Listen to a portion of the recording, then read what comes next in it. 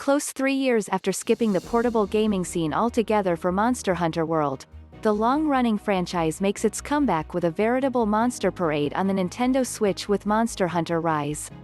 It's both a return to form and a marked departure for the franchise, which first started to truly gain steam in Japan after it got ported on the PlayStation Portable. The move would prove to be a perfect fit in a country that valued mobility.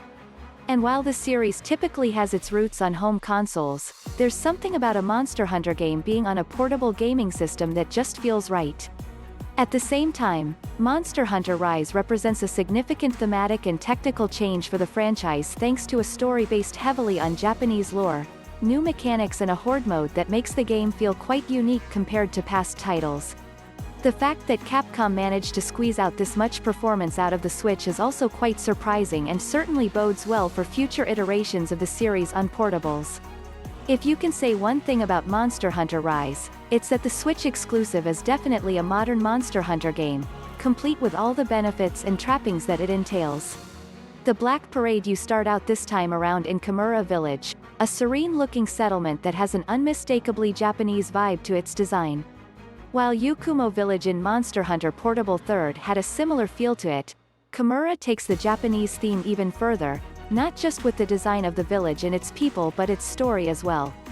See, beneath the peaceful exterior of Kamura lies a troubling and violent history known as the Rampage. This event is marked by the appearance of a horde of monsters that suddenly swarm the village, leaving a wake of death and destruction in its path. Eagle-eyed aficionados of Japanese culture will notice that the theme behind the Rampage bears similarities to the hyakki yakou or night parade of 100 demons. This supernatural occurrence from Japanese folklore typically involves a large number of creatures such as oni or youkai taking part in a swarm of monsters under the direction of one powerful demon.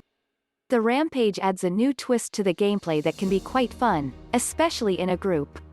Siege fighting is something that has been hit or miss in the history of the series, and Rampage mode, fortunately, falls under the hit category for the most part. The mode requires some strategic thinking in terms of what weapons to install, when to use heavy hitters such as Dragonators, splitting Wyvernshots and powerful villagers, as well as which monsters to target first to prevent your defenses from being overrun. That being said, it's not perfect,